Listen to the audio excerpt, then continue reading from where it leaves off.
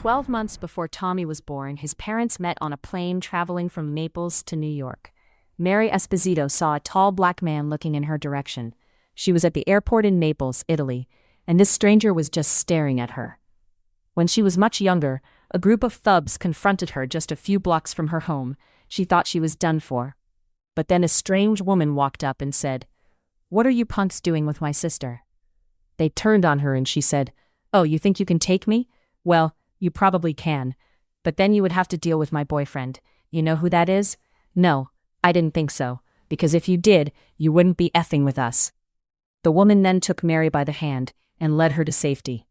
It turned out that the woman had been bluffing, and she warned Mary that the bluff doesn't work every time, so she should learn to be more careful. That was years ago, and now in the airport in Naples, she found herself in need of a bluff. A tall black man was staring at her, so she stared back, looked him up and down, then turned away as though he was beneath her interest, and walked away. She was flying economy class to New York City, in the USA. When she finally boarded the plane, the stewardess informed her that she had been upgraded to first class. She was surprised to find herself sitting next to the man who had been staring at her. She was a little apprehensive at first. Then she decided to speak to him as he was now pretending to ignore her. "How do you do, sir?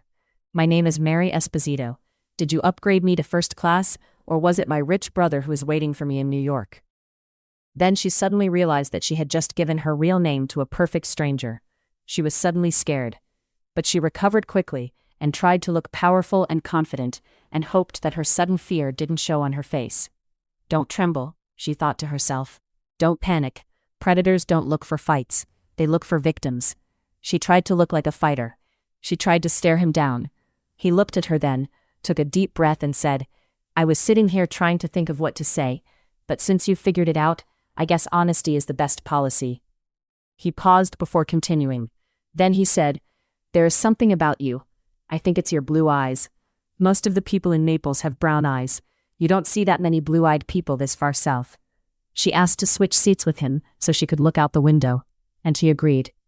After they had settled again, he asked her, "What do you see?" And she said, "The clouds. We are flying above the clouds." In an attempt to keep the conversation going, he said, "If it wasn't for the clouds, you would be able to see the Atlantic Ocean, the second largest ocean in the world. If this plane were to go down right now, we would be far from the sight of land." She giggled and said, "That's a nice conversation to have while we are flying." Doubling down on his point, he said, "What I'm saying is that, in such an event, and there was only one person I could save, it would be you." Definitely not a predator, she thought to herself. He was too sweet and innocent. His manner was too open. But then again, he could be a super predator, one that lulls you into a false sense of security, then bites your head off. But somehow, she doubted it. He just said that he would save her before all others in the event of a plane crash. She smiled at him and said, "Well, I'll try to keep that in mind." He was quiet for a long moment. Then he said, "You know, some people claim that the Romans believed that the earth was flat. They say that that belief contributed to their downfall." She had been staring at her hands during the moment when he went silent. She had been trying to think of something to say that wouldn't make her look like an idiot. She had decided that cultivating a friendship with this stranger might be worthwhile, since her brother was the only person she knew in New York, and there was nothing for her in Naples. But when he brought up the subject of the Romans and then beliefs, she breathed a sigh of relief. She was glad he was willing to keep the conversation going, because she couldn't think of anything intelligent to say. But she was good at asking questions, so she asked a question, hoping it would not offend. She said, "Why do they think the Romans believed in a flat earth, and how did that belief lead to their downfall?" He smiled, which reassured her. He liked her question. Then he said, "You are right to doubt that story. I doubt it myself, actually. I was just trying to make conversation." After he said that, he jumped to another topic. As she listened to him drone on about this and that, she thought about what it would be like to have him as a boyfriend, or at least as a friend. She really needed a good, dependable friend. All she had in the world that she could count on was her brother. And he was constantly getting himself mixed up in something shady. But now he said he was going straight. And even if he wasn't, he had never given her a reason to distrust him. She was all he had left in the world, and she was sure that he would do whatever he could to keep her safe. After all, they were brother and sister. They were family. She turned her attention back to the man sitting beside her. Some of the things he talked about were interesting, and some were boring as hell. But she politely nodded until he told her about his arranged marriage. Some men just don't know when to shut up. He had just come from Ethiopia. He had just met his Ethiopian bride-to-be. She was tall and well-endowed with female attributes. Her liquid brown eyes were almost black. She was very, very beautiful. But he didn't love her. Wasn't sure he could ever learn to love her. Mary had stopped listening to him talk about his Ethiopian bride-to-be and started grinding her teeth when the plane landed in New York. She got off the plane and said her final goodbyes to Mr. John Ubuntu. Nighttime had just fallen when she got in the limousine with her brother. In an attempt to put the tall, soon-to-be-married to someone else black man out of her mind, she said to her brother, "So Vince, tell me about this job you've got for me. You said you would fill me in on the details once I made it to New York. Well, here I am." Vince seemed hesitant. Then he said, "It's good work, pays well, and you're very beautiful. Should get lots of clients. And by the way, sis, did you tell anyone back in Naples you were coming here to see me?" "No," she said. "You told me not to, remember?" Mary noticed that her brother's hands were shaking, so she became nervous. She started looking around. Out the back window she noticed another limousine following them. It looked a lot like the limousine John Ubuntu had gotten into back at the airport. When she mentioned it to her brother, he said it was probably one of Mr. Vito's men, not John Ubuntu or Buntu or whoever. No black men would come this far into Little Italy without being invited by the boss. When their car finally stopped, her brother had her get out and stand in the headlights of another car so that Mr. Vito could get a good look at her. As she stood there, blinded by the lights, she heard a voice call out, "Cute face, but what does the rest of her look like? Have her take off that coat. In fact, have her take off her clothes." Her brother helped her take her coat off. Then, after a moment, the same voice said, "You have her coat, now have her take off the rest of her clothes." To which her brother asked, "How many?" And the voice said, "All of them. I want to see her naked." At which point her brother turned to her and said, "You heard the man." Mary screamed in her revulsion. "What? Vince, what kind of job are you trying to get me?" "Well," Vince said, "it's not exactly a job. You see, I owe Mr. Vito a lot of money. He said he would forgive my debt if I could provide him with a beautiful woman. You're the only beautiful woman I know." Unable to believe her ears, she said, "What? You're selling me? Vince, I'm your sister." "Yeah," Vince said, "but if I don't come up with some money, he's going to break both of my legs. I need my legs, sis. Besides, it's not like you've never had sex before." "Vince," she said quietly, "that's not true. I'm a virgin." "What? I'm a virgin. What about—" "He lied. I never did anything with him." Then Vince shouted into the darkness, "You hear that, Mr. Vito? My sister is a virgin. She's worth twice as much as my debt." The voice from beyond the lights shouted back, "A deal is a deal. Go back on your word and I'll have you killed right here and take your sister anyway." "You hear that, sis?" Vince said. "My life versus your virginity. I know which one I'm going to choose." Then out of the darkness there was another voice. A voice from the plane. The voice of the man who had upgraded her to first class. The voice of John Ubuntu. But he did not say, "Unhand that woman, you fiend," as they do in the movies. Instead, he was quoting Shakespeare's Hamlet. Out of the darkness she heard, "To be or not to be, that is the question. Whether it is nobler in the mind to take up arms against a sea of troubles, and by opposing them, end them." Then the tall black stranger stepped into the light and said, "Mr. Vito, gentlemen, and Vince, this young lady is under my protection. You can walk away now or crawl away later, but you will leave her alone." There was laughter all around in the dark. Then Mr. Vito's voice said, "Boy, I don't know where you think you are, but Harlem is 5 miles in that direction. I think you're lost. Must have missed a turn somewhere." More laughter in the dark. Then John said, "That's a no then. Okay, I'm not armed, I don't have a gun, and you have 6 men with you, plus her brother. That makes 8 people against 1. Most of your guys are just as big as me, so I think we should be able to settle this with our fists. And to sweeten the deal, all of you get to attack me at once, and the winner gets the girl." One of Vito's men said, "Boss, this bozo must be some prize fighter from out of town, because I certainly don't recognize him. Let me beat the crap out of him for you." The man started hopping from foot to foot, slamming his fist into his palm. Overhearing the conversation, John said, "No singles. I need you to attack me all at once, so I won't have to go chasing you down individually. That gets tiring after a while, and I don't have all night. And besides that, after I take out half of your men, the other half will take out their guns and try to shoot me. Can't have that. Someone might get killed, and that will be a much harder thing to explain to the police." Then he turned to Mary and said, "I need you to face away and close your eyes. Cover your ears with your hands and hum loudly to yourself. Things are about to happen here that no innocent person should have to see." Mary did as she was told. She hummed and bounced up and down on the balls of her feet, her knees slightly bent. She was sobbing and breathing hard when someone grabbed her wrist and pulled her hands away from her ears. She jumped in fright, and she really wanted to scream. But she knew if she did that, they would just beat her into submission. With her eyes still closed, she started to whimper and beg, not for herself, but for the crazy black man who had tried to help her. She said, "Please don't hurt him. Please, sir, please, please, please, don't hurt him. He is just some crazy black man I met on the plane. He is really quite harmless." Then she heard his voice and opened her eyes. And she saw John Ubuntu standing before her without a scratch on him. And she mouthed the words, "What in heaven's name?" John said, It's okay, Mary. It's only me. You're safe now. The bad guys aren't going to hurt you anymore." Mary looked around. Her brother and 7 other men were on the ground groaning as though in pain. They were all still alive. No one was dead. She didn't know if that was a good thing or a bad thing. Then a thought came to her and she said, "Where did your men go?" "My men?" he asked, bewildered. "Yeah, I understand now. You must have had a small army with you. That was why you were so bold and unafraid." John smiled at her and said, "That is a good explanation. That's a better explanation than the one I was going to come up with."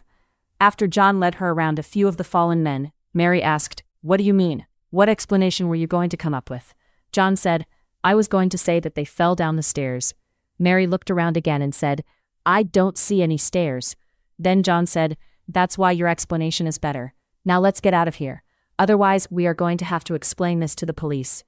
Less than an hour later, John was helping Mary check into the hotel where he was staying. She had just stopped shaking when he said, "I'm going to get you your own room down the hall from mine. Also, I'm going to set you up with a line of credit. Think $10,000 will be enough?" Mary looked at him and started shaking again. His words reminded her that she was destitute. She was a lone girl in a big city totally dependent on the kindness of a stranger. With a voice that was cracking, she said, "Mr. Ubuntu, I don't want your money." John looked shocked. Then he said, "Mary, I'm sorry. I was just trying to help." Her tears started to flow and she said, "Mr. Ubuntu, I'm not a charity case. A bluff." She needed a bluff right now, but she was all out. Her mind wasn't working right. Then she thought of something. On the plane, when John had upgraded her to first class, and she asked him about it, he had said that honesty was the best policy. So now it was time for her to be honest. So she said, "Mr. Ubuntu, I'm not a charity case. I'm a basket case." Between sniffles, she said, "You want to give me $10,000. I don't know what to do with that kind of money.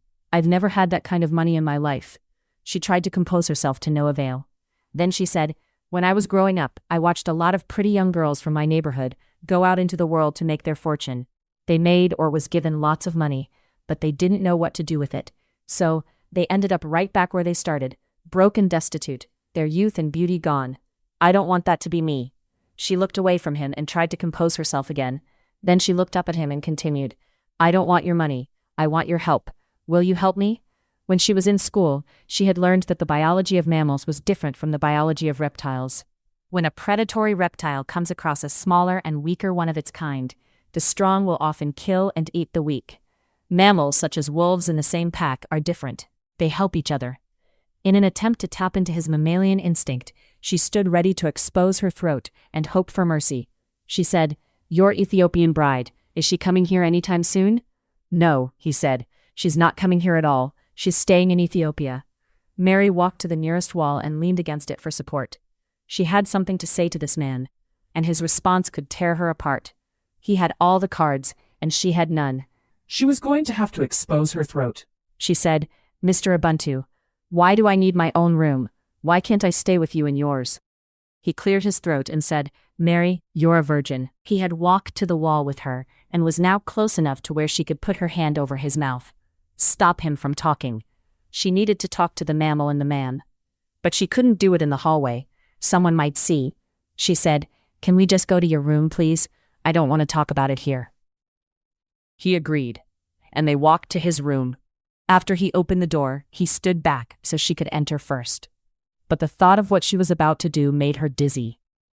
Her legs gave out, and she almost fell. He caught her before she hit the floor and carried her across the threshold and placed her on the bed. He got her a glass of water. She had to sit up to drink it. He sat on a chair beside the bed.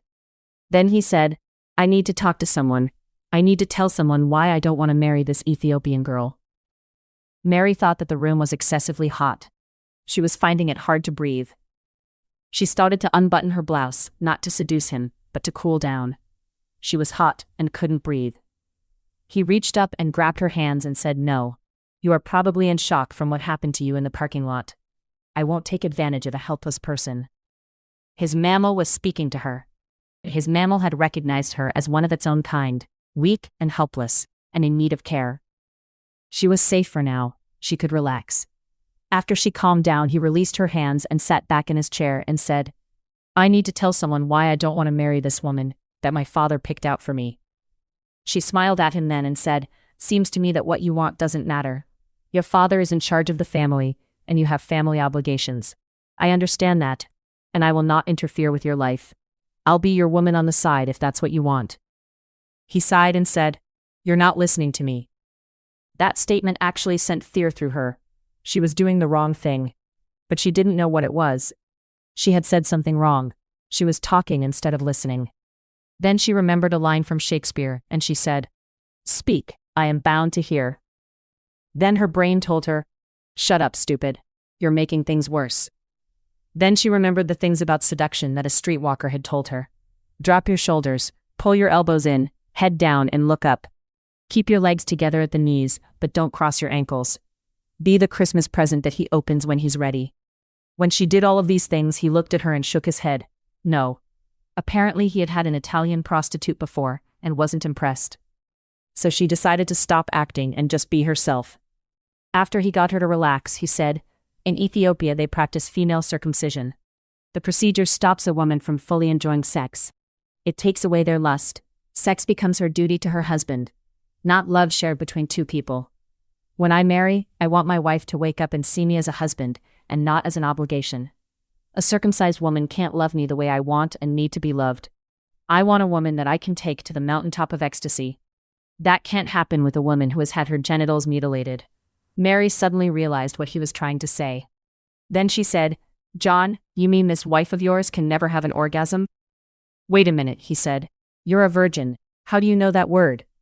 She smiled to herself and said, What word? You mean orgasm. John, people talk around virgins. Then he said, And she's not my wife yet. The room was silent for a long while. Then while looking down at her hands, Mary said, John, I just thought of something. He looked at her and said, What? She looked at him and said, I don't know how to seduce a man. I don't know how to become a mistress, a woman on the side. Then she looked away from him. She was embarrassed now. But what else could she do? What else could she say? Then she looked back at him and said, I don't want to be a virgin anymore. I was saving myself for my husband. But all the good men are taken. I'm saving myself for nothing. I'm going to tell you something no woman should ever tell any man she has just met. John smiled sadly and said, And what is that? And she said, I love you, John Ubuntu. He jumped up suddenly and said, We just met. She laid down on the bed and said, I knew you were going to say that, and that's why I shouldn't have told you. But you've said things to make me fall in love with you. What? John asked in bewilderment. She said, When we were flying over the Atlantic, you said that if the plane went down and you could save only one person, it would be me. And in the parking lot of those abandoned buildings, you told 8 armed men that I was under your protection and you made it stick. You did all of that for me. How could I not fall in love with you? Mary, he said, I think you're in shock, and I don't want to take advantage of you. John, she said back to him, I'm not in shock, and if I am, then learning about sex from someone as nice as you might help me think about something other than my problems. John, there is nothing for me back in Naples. That's why I came here to meet my brother. And you see how that went. You're the first decent man I've met in my life. They both sat quietly for a long time. Then she said, John, will you dim the lights? When John jumped in his seat, she said, Don't worry, I'm not going to attack you in the dark. I was just sitting here trying to figure out why I love you. I was trying to make up a poem, but I think I've composed a song instead. Would you like for me to sing it to you? Sure, he said. And if I can sing this song, that means that I am not in shock. And one day, if not tonight or tomorrow, But one day, we will visit the mountain of ecstasy together, and you can show me what I've been missing all my adult life. Sure, he said as he got up and dimmed the lights, and she started to sing.